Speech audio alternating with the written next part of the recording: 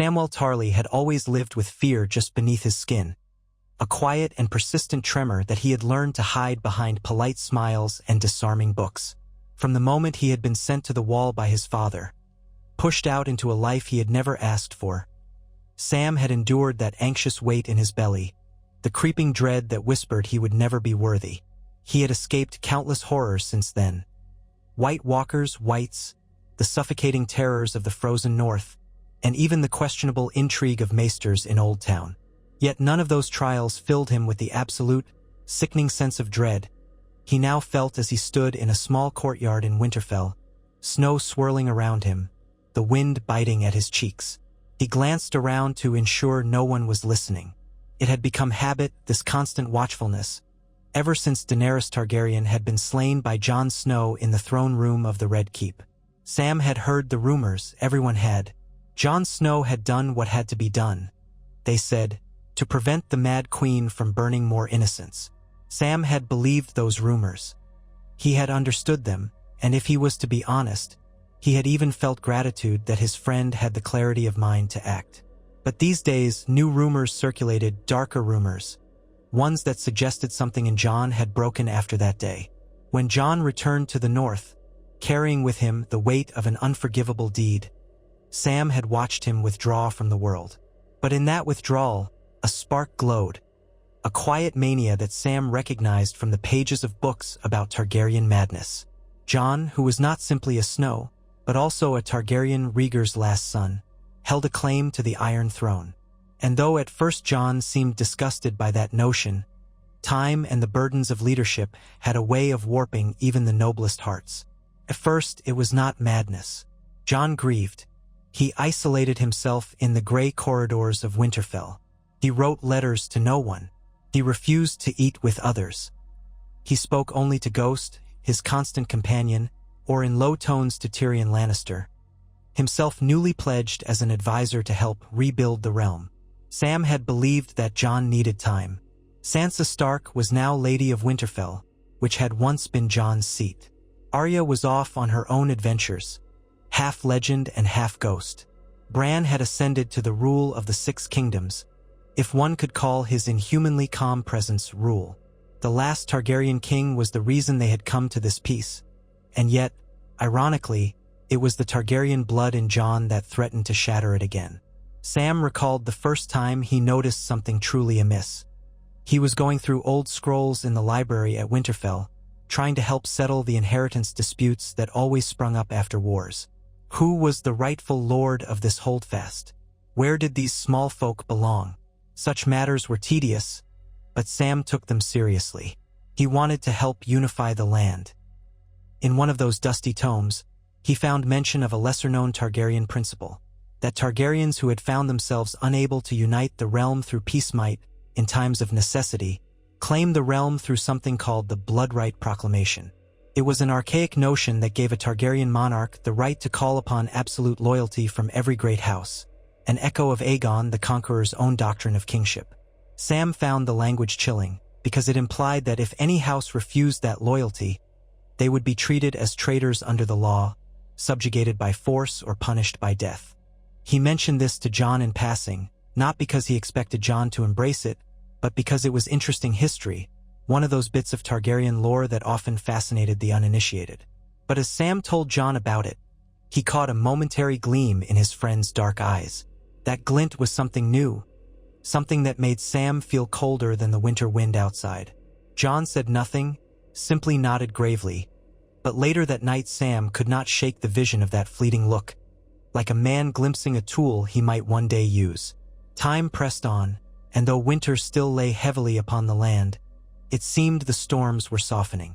Then, far to the west, chaos erupted. Word came that House Greyjoy had fallen into internal strife after Yara's mysterious disappearance. Multiple claimants to the Seastone chair waged war. Even after the Great War against the White Walkers, the Isles teemed with bloodshed once more. Ships set sail in raids across the western coast of the North and the Riverlands. Sansa, wearing her rule with a heavy solemnity, asked Jon to see to it. She had to remain in Winterfell to keep the North in order, now that so many had died in the war. She wanted Jon's experience, as he had always been the one to lead men into battle. But that was when Jon refused. It was not the sort of refusal that Sam had seen from him before, with apologies or a sense of reluctance. Rather, Jon refused because he saw no point in intervening. He paced before the godswood with Tyrion at his side, ignoring Sansa's pleas. Sam, who had accompanied Sansa to support her arguments with information about the realm, heard Jon say, in a voice that rung strangely, "Why should I sail to protect them? They gave no help against the Night King. We won. They cowered. Their petty squabble is their own affair." Tyrion, always mindful of realpolitik, cautioned Jon that letting the Iron Islands spiral into anarchy would invite raiders to test the North's coastline. They had already burned and pillaged several villages at the mouth of the White Knife. Sansa argued that ignoring them would only embolden them. "Send a raven to the capital," Jon told her, his voice tight. "Let Bran handle it. He's the king." And with that, Jon turned away, a swirl of black cloak around him, Ghost at his heels, leaving Sam and Sansa staring, the biting wind stealing their protests from their lips. That evening, Sam tried to speak to Jon alone, in one of the quiet corridors near the old maester's chambers. Jon's shoulders seemed more rigid than ever, as if the tension in him had compressed everything into stone. Sam gently asked if Jon was well. Jon stared at him, stony-faced, before placing a hand on Sam's shoulder in a gesture that was both affectionate and distant. "I'm tired, Sam," Jon said. "So tired of trying to save everyone. We saved the realm from the Night King, and they still find new ways to tear themselves apart. I'm finished." Sam nodded in sympathy, murmuring, "It's hard, I know, but the realm needs strong leadership now more than ever. The war might be over, but—" Jon cut him off, his eyes narrow. "The war is never over, Sam. Don't you see it? I killed Daenerys to stop the bloodshed, and all that's changed is who sits where. The realm is still the same. If we keep letting them do as they wish, there will be more strife, more petty wars, more agony." Sam wanted to argue that they had to give people a chance. Peace was always tenuous, but it was the best chance for rebuilding. Yet he saw the hollowness in Jon's gaze, the flicker of something deeper, and he felt his own breath catch. He changed the subject and managed a small laugh, telling Jon that he was looking forward to seeing the new additions to the Winterfell library. Jon smiled at that and nodded, but the sincerity did not reach his eyes. Over the next weeks, Sam found that Jon had quietly begun collecting Targaryen histories. Sam recognized many of these volumes from the Citadel, thick, leather-bound tomes that recounted the conquests and philosophies of the old Targaryen kings. He noticed, too, that Jon paid special attention to genealogies and the theories of rightful rule. At the same time, a hush seemed to fall over Winterfell. Many of the men who had followed Jon in the war for the Dawn now roamed the halls with a restlessness in their eyes, as if they sensed something was off. Sansa cornered Sam one evening to ask if he knew what was happening with Jon. Sam tried to reassure her that Jon was simply grappling with the weight of his lineage. He didn't mention the glimpses he caught of Jon late at night, reading by candlelight in the library, devouring Targaryen knowledge with a sullen intensity. One night, Sam could not sleep. He left Gilly and little Sam in their chamber, both of them dozing peacefully, and made his way down to the darkened library with a small lantern. He wanted to read in the quiet, to distract himself with the histories of the North. When he arrived, he found the fire was already lit. There was Jon, slumped over a table, a thick tome splayed before him. He looked up when Sam entered, revealing dark circles beneath his eyes.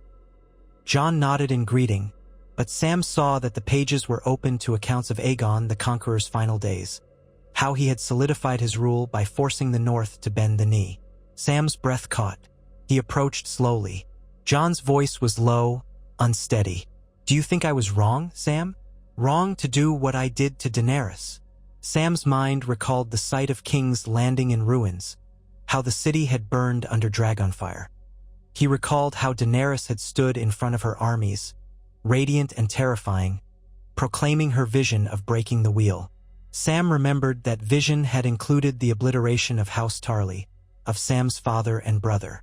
Pain still stung him at times, though he had never been close to them. "Jon," Sam said carefully. "Daenerys was. She couldn't be reasoned with anymore. She'd have gone on to burn more cities if she thought it necessary. She believed it was her destiny. You saved countless lives." The flames in the hearth spat sparks. Jon looked at Sam with eyes that seemed almost feverish. "I keep telling myself that. But what if I just replaced one tyrant with another? What if there's no difference between the Targaryen who burns cities and the Targaryen who claims to protect them, if in the end the realm still bleeds?" Sam's heart thudded. "You're not a tyrant, Jon," he said softly. "You never wanted the throne.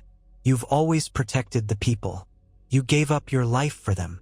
Sam did not need to say more. He remembered how Jon had been killed by the Night's Watch, and then resurrected by the Lord of Light. Jon let out a bitter laugh. "Perhaps once, yes, but everything changes. Perhaps the realm needs a strong Targaryen to unify them, to keep them from slipping back into war. Even if that means force. Even if that means a show of power that no one dares challenge." Sam froze. A chill spread through his bones. Not from the cold, but from the weight of what Jon was saying. He found no words then, just a muted terror that latched onto the inside of his ribs. Jon left him there in the library, the pages of Targaryen history still fluttering in the draft. The months that followed drew Sansa and Tyrion away from Winterfell, called by the king to attend to matters in the south. They traveled by carriage, an entourage of loyal guards at their side. Jon did not accompany them. Instead, he remained behind, slowly forging new alliances among the northern lords who had once pledged fealty to House Stark, but who now recalled Jon's leadership during the long night. Sam watched as those men gathered around Jon in the Great Hall, drawn by the magnetism of a once-beloved hero. There was no direct talk of rebellion or conquest, but Sam felt the undercurrent. Jon was sowing seeds of loyalty, quietly testing the waters of who might follow him if he claimed his rightful place. Then came the ravens from King's Landing, bearing tidings that disturbed Jon. King Bran had decreed that the realm's resources, meager though they were, had to be distributed to rebuild the devastation in the Crownlands and the Westerlands. There was resentment in the north, which had suffered its own ravages. Many believed the north deserved exclusive attention, since they had borne the brunt of the undead invasion. Jon quietly stoked that bitterness. Whenever a northern lord complained, Jon would murmur words of solidarity. "If the king truly cared for his people, he would see we've lost the most," Jon would say. He rarely said more, but the men left those conversations visibly hardened, their anger toward the southern kingdoms more pronounced. Sam tried to talk to Jon again, in the crypts beneath Winterfell, where their voices echoed eerily among the Stone Kings and lords of old. The dead Starks stared blindly as Sam pleaded, "We cannot risk another war, Jon. Not after all we sacrificed. Your father, Ned Stark, he believed in unity, in honor. I know you do as well." Jon paced, footfalls echoing on the cold stone floor.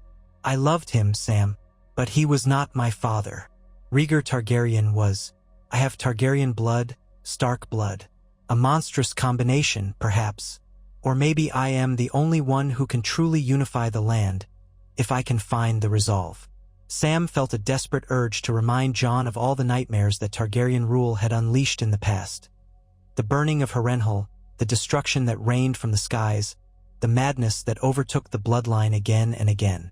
But a part of Sam still clung to the hope that Jon, beneath the grief and the burden, remained the same friend he had always known. The man who had saved Gilly, who had risked everything to protect the free folk. Sam believed there was still a kernel of that man in Jon. Yet rumors began to swirl in the north that Jon planned to declare independence from King Bran. Some said he would do more than that, march south and claim the Iron Throne for himself. The last Targaryen, the rightful Targaryen, the man who had rid the world of the Mad Queen. Soldiers started arriving at Winterfell, quietly or in small groups. Men who had lost their lords in the wars, or men who felt out of place in peaceful farmland.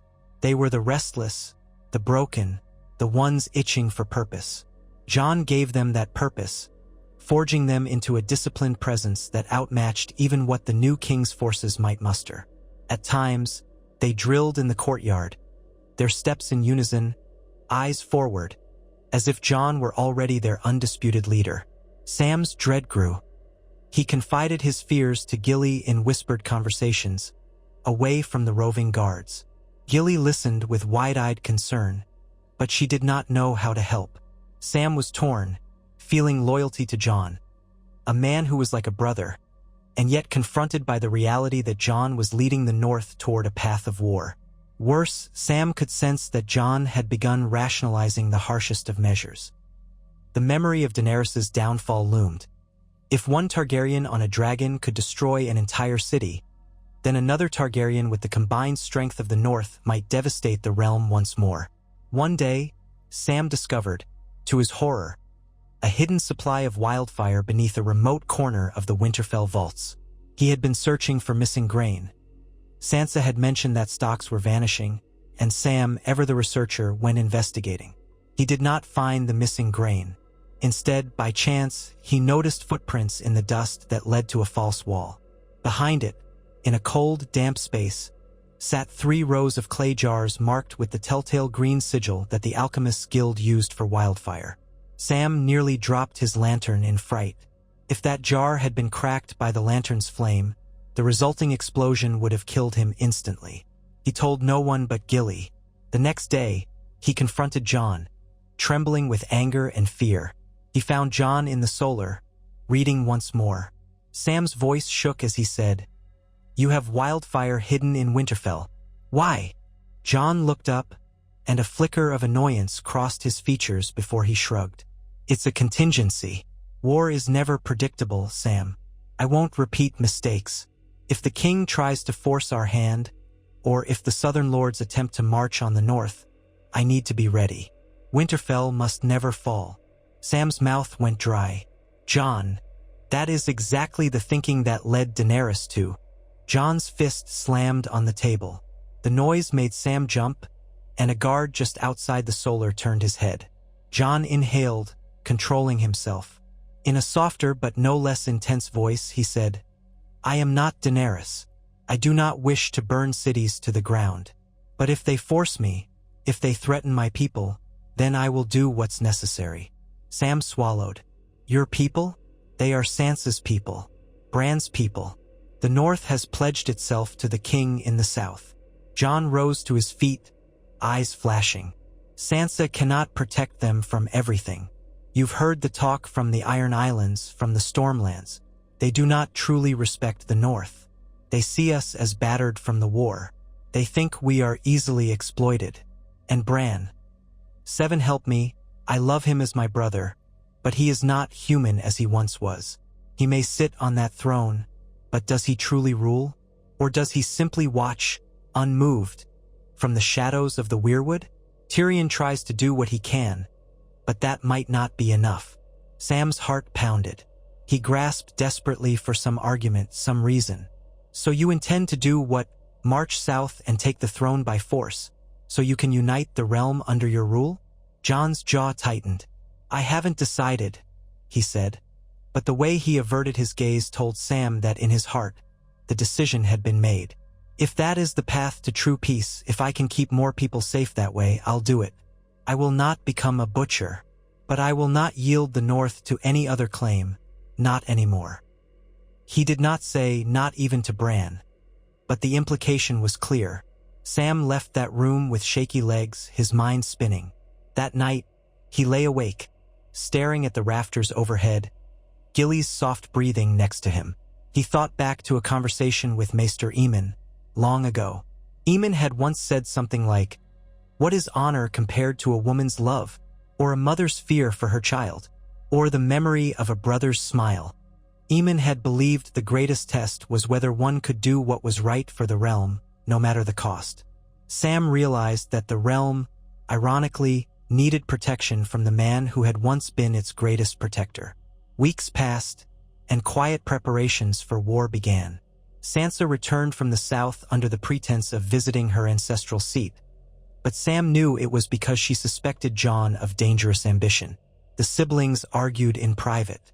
Sansa's voice rose in anger, but in the end, she did not move to imprison Jon. He still had the loyalty of too many men who were itching to follow their white wolf. Sam overheard the fervent talk among the ranks, how Jon Snow had rallied them at the wall, how he had bent the knee to Daenerys only because he thought she would protect the North. But once she had shown her madness, he had ended her. Many even whispered that they were grateful Daenerys was gone, because had she lived, the North would have burned.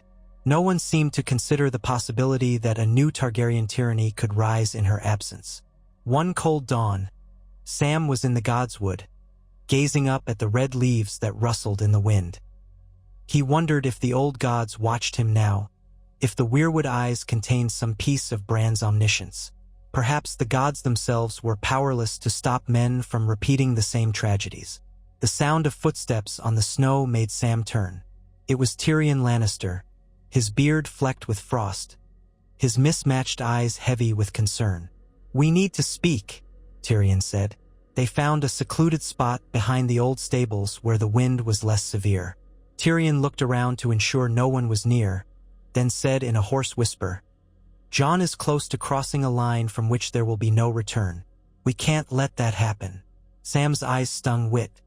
The threat of tears he would not shed. "He's my friend," Sam said softly. "He was always the best of us." Tyrion sighed, a sorrowful sound.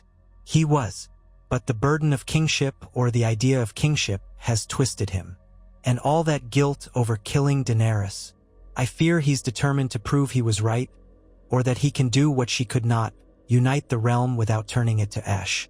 But I see in him the same hardness I once saw in her. Once you start down that path, you find justifications for every horror. We've both seen it before." Sam's voice trembled. "What are we to do? Tell Bran? Imprison Jon? If we try, the North will rise up in his defense." Tyrion nodded grimly. "Yes, they will. He's a war hero, the slayer of the Night King's champion, the one who risked everything. The common folk up here revere him almost like a demigod. If we openly move against him, the North will erupt, and we'll have a new war. But if we let him be, war seems inevitable anyway. The difference is, if we strike first, maybe fewer people die." Sam's heart thundered. He wanted to cry out that this was madness, that they could not kill Jon. But he heard the unspoken meaning behind Tyrion's words. They had to remove Jon forcibly if necessary. Yet Sam felt paralyzed. He did not know if he could ever raise a weapon against Jon. That night, Sam pored over an old text he'd found, an account of King Maegor the Cruel's overthrow. The faith militant, with the help of some Targaryens, had eventually defeated Maegor and ended his tyranny. But so many had died. And among the pages, Sam recognized the pattern. A Targaryen with good intentions, who felt threatened, who believed absolute force was the only way to ensure peace. That Targaryen eventually descended into acts of brutality that dwarfed anything the realm had seen before. Sam's mind became a battlefield of conflict. He thought of the vow he had once taken when he joined the Night's Watch. "I am the shield that guards the realms of men." He was no longer bound to the Night's Watch, but the spirit of that oath lived in him still. To guard the realms of men from any threat. Should that not also mean stopping Jon? But Jon was also the man who had saved Sam's life countless times, who had brought Gilly and the baby south, who had made Sam believe in his own worth for the first time. How could Sam be the agent of Jon's destruction? He tried to speak to Jon again, one final time, hoping to see a glimmer of the old friend. It was late evening in the courtyard. Snow drifted in silent swirls, torches burning feebly. Jon was watching a group of soldiers train with spears. Ghost, now more gray than white with age, lounged at Jon's feet. Sam approached tentatively. Jon acknowledged him with a nod, but his eyes remained on the soldiers. "Jon, I've been hearing talk," Sam said softly, the words nearly lost in the wind. "The men are preparing for something big. Is it true? Are you planning a march on King's Landing? On your own brother's seat?" Jon took a moment before answering. "Sansa has neglected to address the threat from the Iron Islands properly.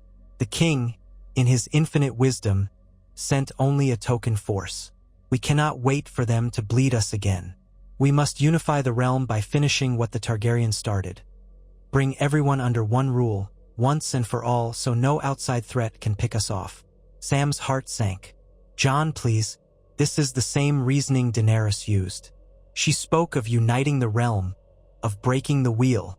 Jon's eyes darted to him, fierce as a hawk. She spoke of conquest for her own glory. I speak of safeguarding the North. She grew up convinced the throne was hers by right. I grew up with nothing, not even a name. Do you see no difference? Sam swallowed. I see a difference, but I also see a similarity. You're obsessed with protecting the realm by subjugating it. A war would kill thousands, tens of thousands, maybe more. We cannot let that happen. There must be another way. A negotiated settlement. A treaty. Something. Jon's lips pressed into a thin line. King Bran is hardly receptive to negotiation with me. He sees everything, or so they say. He must see my intentions by now. I used to believe in him, but he is not the brother I remember. And Sansa clings to her own ambitions. If I do nothing, the North will remain vulnerable. If I strike swiftly, we can minimize casualties. Sometimes, the surest way to prevent bloodshed is to show you are not afraid of using force. Sam tried to keep his voice steady. And if the Southern Lords resist? If they see you as a Northern usurper? How many do you think you'll have to kill before they accept your rule? For a moment, Jon's jaw flexed, and Sam saw the conflict there. Then Jon's gaze hardened. I'll do what must be done. Nothing more. Sam left, tears freezing on his lashes. He knew then that Jon was lost to this path. All the pleas in the world would not sway him. Something in him had died when he plunged that dagger into Daenerys' heart, and he had not come back from it. The vow to protect the realm had become twisted into an all-consuming drive. Sam spent a sleepless night turning over the problem. He prayed to the Seven, to the old gods, to the drowned gods if it might help. But no answer came but the howling wind. At last, exhausted, Sam made a decision. He would approach Sansa and Tyrion, perhaps even Brienne, and advise them that Jon must be stopped, swiftly and quietly, before he launched the entire North into war. But as morning broke, Sam discovered that Tyrion had left Winterfell. A hasty note from Tyrion explained that he was traveling south to speak with King Bran, to warn him of Jon's intentions. That left Sansa alone among the leadership, and Sam did not entirely trust her motivations either, for she had her own designs for the North. Still, Sam had no choice. She was the only one who had the power to influence or stop Jon. He went to find Sansa. But she was not in her solar. She was not in the Great Hall. The guards by the gate claimed she had left early, riding south with a small escort. Sam's stomach turned to ice. Had Jon forced her out? Or had she gone of her own accord to muster alliances against Jon? The lack of any explanation fueled Sam's desperation. Meanwhile, the courtyard teemed with soldiers readying for departure. Sharpening swords, loading carts, gathering provisions. Jon was moving forward with his plan.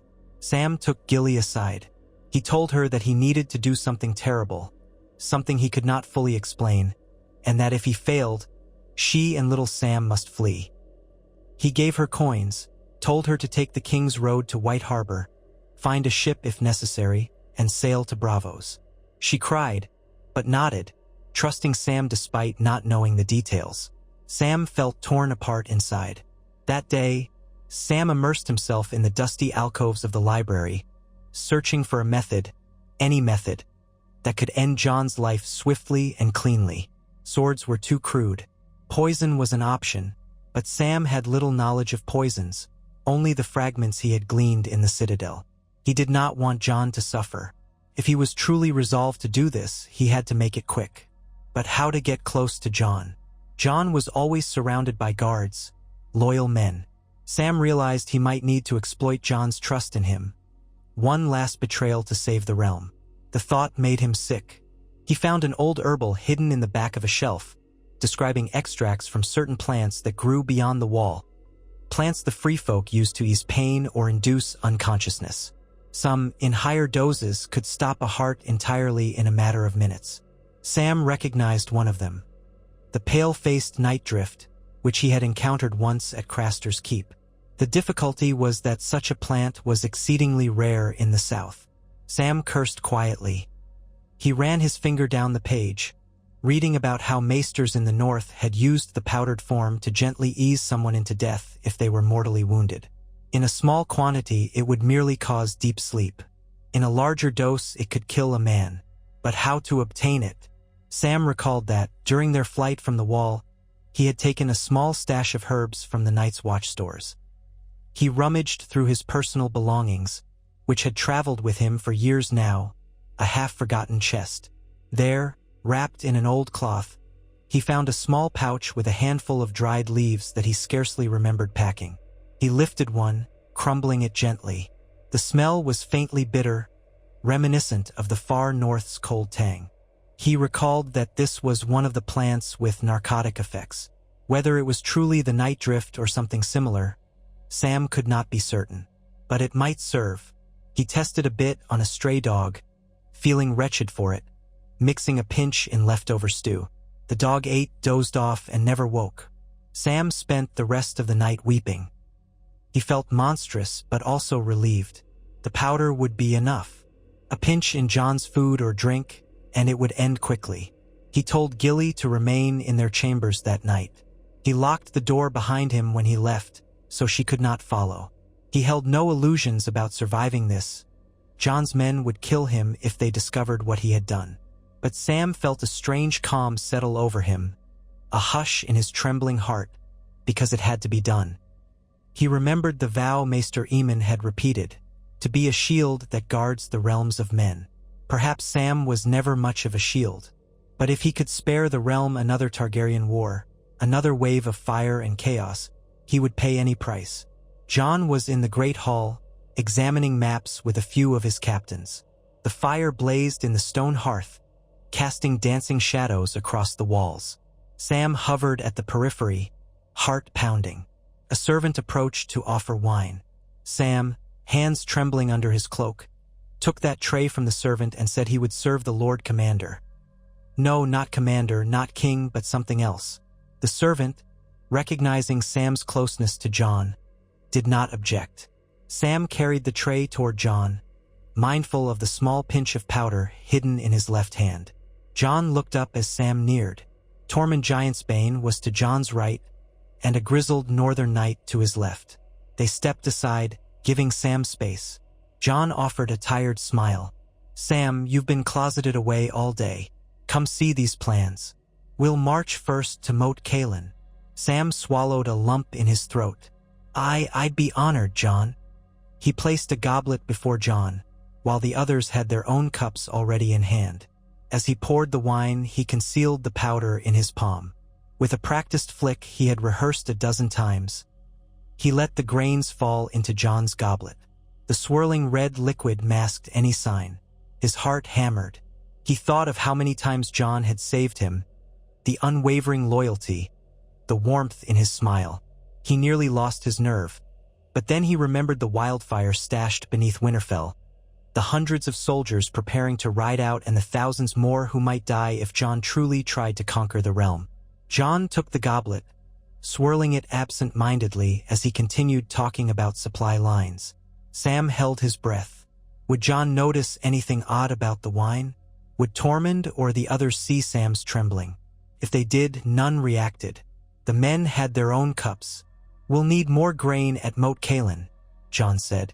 The swamps there might bog us down. If the southern armies try to meet us. He took a sip. Sam felt the world contract, the noise of the hall fading to a dull hum, his ears roaring with his heartbeat. John continued speaking, pausing to take another sip. Sam tried not to stare too intently, forcing himself to glance at the map. The lines and scribbles blurred before his eyes. It did not take long. Within a few heartbeats, John slowed his speech, blinking in confusion.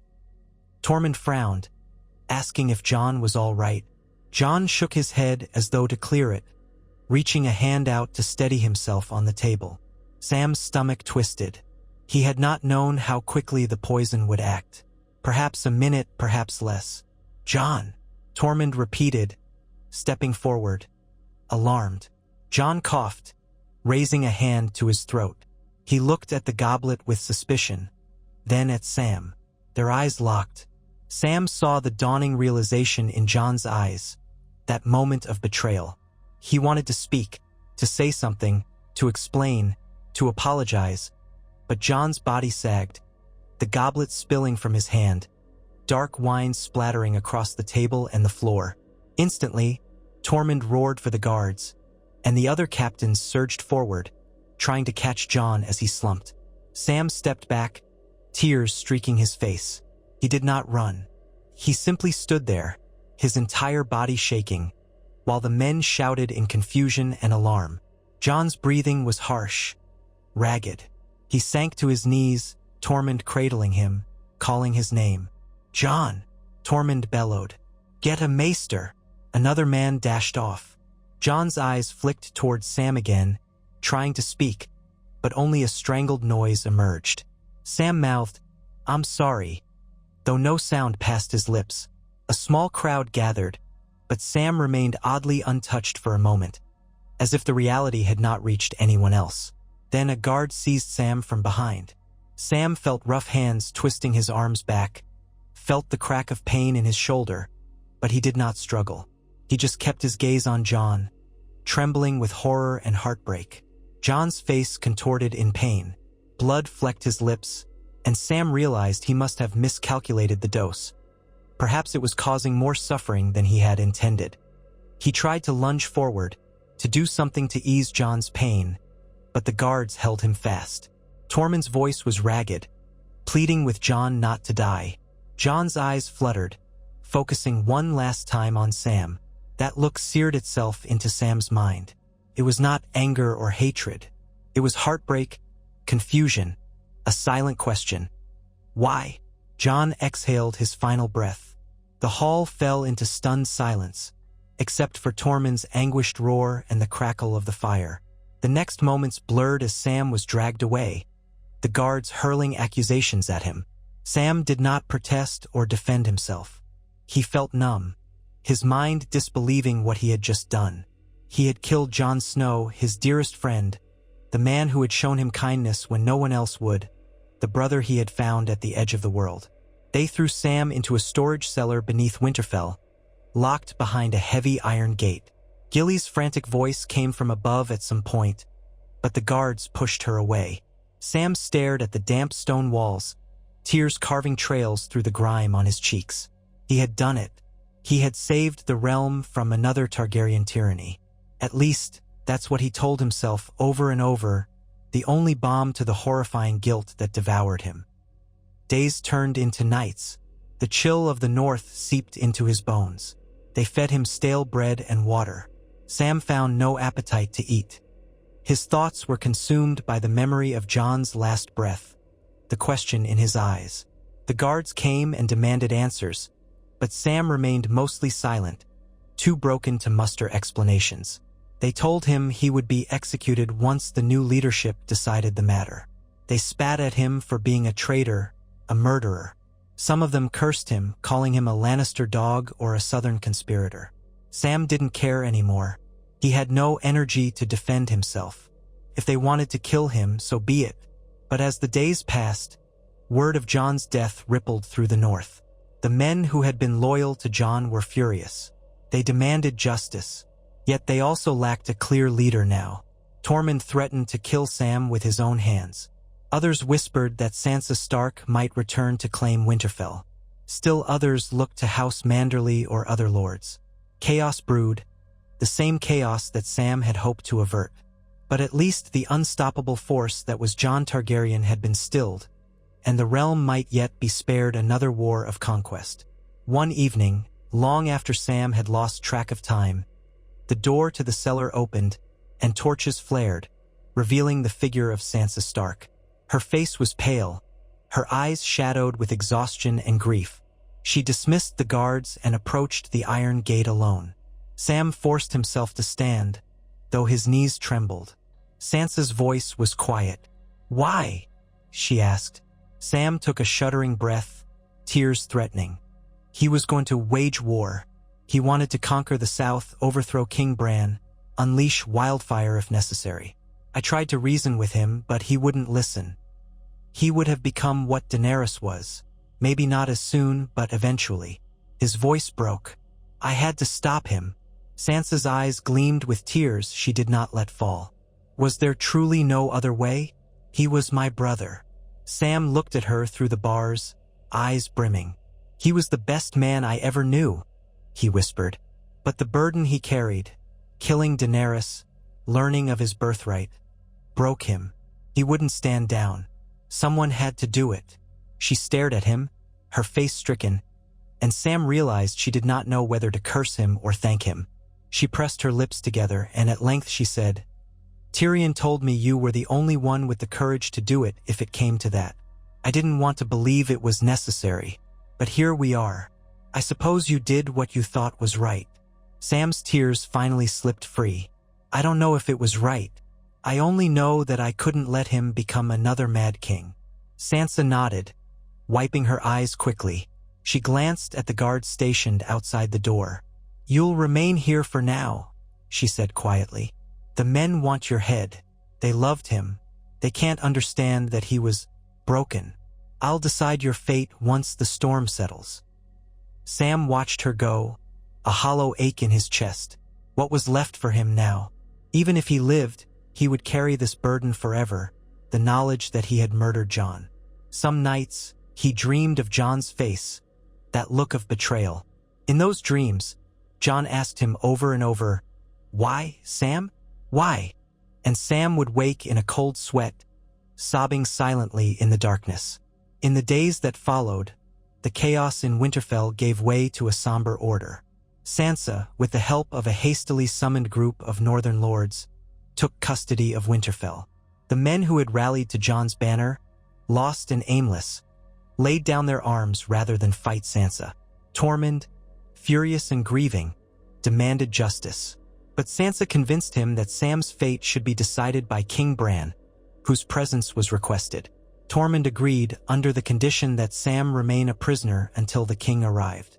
Sansa sent a raven to King's Landing, explaining the situation in carefully chosen words. It took weeks for Bran to arrive, traveling with a royal escort, Tyrion at his side. When Sam was finally pulled from the damp cellar, he squinted in the sunlight, his eyes watering. They brought him to the great hall of Winterfell, where the hearth was cold and the banners drooped. Sansa, seated in the Lord's chair, looked worn and sad. Tyrion stood to her left, expression grave. On her right, a tall figure loomed, clad in white fur. Brienne of Tarth, perhaps, now sworn to protect Sansa. Tormund hovered by a pillar, arms folded, scowling at Sam. And at the center of the hall, in his wheeled chair, was King Bran, the boy who had once soared from the walls of Winterfell but now saw all with an otherworldly calm. Sam was thrust forward by the guards, stumbling to his knees. His clothes were filthy, his hair matted. He did not even try to straighten. Gilly stood near the back, tears in her eyes, held in place by guards. Sam dared not look at her for too long, lest he break down. He forced himself to meet Bran's eerie gaze. Bran's voice was soft, but it echoed in the hush. "You killed my brother." "Yes," Sam whispered, tears slipping from his eyes. "I did." "Why?" Bran asked, though Sam suspected Bran already knew the answer. Sam's voice shook. He was going to start a war that might have destroyed the realm. He believed he had to unite the kingdoms under Targaryen rule. I tried to talk him out of it, but I failed. I had to stop him. He would have used any means to achieve his goal, and I couldn't let him become another Mad King. Silence gripped the hall. Tormund clenched his fists, tears glistening in his eyes. Sam had never seen Tormund so anguished, so torn between hatred for Sam and heartbreak over Jon's demise. Tyrion closed his eyes as though in pain. Bran stared at Sam with a gaze that seemed to peer into Sam's soul. After what felt like an eternity, Bran spoke again, his tone distant. "You speak the truth. I have seen what Jon intended. He believed it was the only way. He was misguided. But he was my brother." He paused, and Sam could sense the swirl of emotions within Bran's strange calm. I can't let the realm fall into chaos. Yet if I condone your action, I condone regicide. He was the rightful king in the north, or at least many believed so. Sam bowed his head. I accept whatever punishment you deem just, your grace. Tyrion cleared his throat. Your grace, if I may speak on Samwell Tarly's behalf. Bran nodded slightly. Tyrion continued. Samwell acted from a sense of duty to the realm. He is no assassin by nature. He took no pleasure in this. If the rumors are true, Jon was on the verge of launching a campaign that would have brought devastation to the the Six Kingdoms. Sam saw no other way. He has sacrificed his honor and his peace of mind to prevent that war. Tormund growled. He murdered Jon. That's all the rest of us see. Bran raised a hand. Enough, Tormund. Sansa, who had remained silent until then, added in a tired voice, perhaps we can find a middle path, something that acknowledges the gravity of Sam's deed without condemning him to death. He has served the realm faithfully in many ways. Tormund spat. A middle path for a man who killed the king in the north? But Bran gazed at Sam with a profound sadness. Samwell Tarly was once of the Night's Watch. He served as maester in training. He is a scholar, not a murderer. And yet he has taken a life dear to us all. We are faced with a conundrum. Justice or mercy? Sam closed his eyes, bracing himself for the blow. He realized he welcomed death. Perhaps it was the only release from the guilt. But then Bran spoke in a soft but resolute tone. In the old days, such a crime would demand execution. But those old ways have led us to endless bloodshed. Jon believed that only absolute force could maintain peace. I refuse to prove him right by repeating that cycle. Instead, I choose exile. Samwell Tarly, you will take the Black again. If the Night's Watch is to exist, you will serve there, far from the politics of the realm. A life of service and penance for the crime you've committed. Sam's breath caught. Another life on the wall? He had never imagined returning there. Tormund grumbled something, but did not object further, perhaps because the king had spoken. Sansa bowed her head in agreement. Relief mingled with sorrow. Tyrion exhaled softly. Bran continued, You will depart within a fortnight. The watch is small now, hardly more than a handful of men. You can help them rebuild, keep watch over the far north. It is a suitable punishment, I think, for a man who once forsook his vows but now must resume them. Sam nodded, tears slipping down his cheeks. He managed a whisper. Thank you, Your Grace. The hall erupted into a subdued murmur. Tormund stormed out, too grief-stricken to remain. The guards took Sam away, this time not to the cellar, but to a guarded chamber where he would await the escort to Castle Black. Gilly tried to follow, but the guards held her back once more. Sam looked at her with anguish. Would she follow him again, into that desolate life, or would she choose a kinder path for herself and little Sam? He did not know. As the days passed, Sam discovered that Gilly insisted on accompanying him to Castle Black. She refused to be parted from him, even after all that had happened. Sansa, out of lingering affection, provided them with warm clothing and supplies. Then the day came. Sam found himself in a small party heading north, once again on that unforgiving road. The men escorting him were silent, resentful, but they followed the king's decree. The journey was bleak. Sam kept to himself, replaying Jon's death over and over in his mind. Sometimes, he found solace in Gilly's presence, though the space between them felt haunted. They eventually reached the wall, rebuilt in part by the labor of the realm, though it would never be the towering structure it once was. Castle Black stood, half in ruins, but inhabited by a small contingent of men who still wore black out of tradition and a sense of duty to guard against any lingering threat. Sam could not help recalling the day he had first arrived here, all those years ago, a cringing, frightened boy. Now he arrived a broken, haunted man. The men of the watch eyed him warily. They had heard rumors, of course. They had heard that Samwell Tarly had killed the king in the north. But they also recalled that Sam had been the one to discover the truth about the White Walkers, the one who had saved many of their brothers. The new Lord Commander was a grizzled man named Duran, who had survived the war with the dead but had little interest in the politics of kings. He merely ordered Sam to resume his post as the Watch's maester, to see to the men's wounds, to keep the records. And so Sam settled into that cold existence again. The nights were long, the days bleak. He wrote letters to Sansa, to Tyrion, to anyone who might be curious, detailing the state of the Watch. Perhaps they would read them. Perhaps they would not. Gilly helped where she could. Little Sam, now older, wandered the half-ruined corridors, chasing after shadows. The men muttered among themselves, but Sam rarely joined them unless necessary. He lived in a dull haze, overshadowed by guilt. Time passed slowly at the wall. Snow came and went, storms battered the ramparts.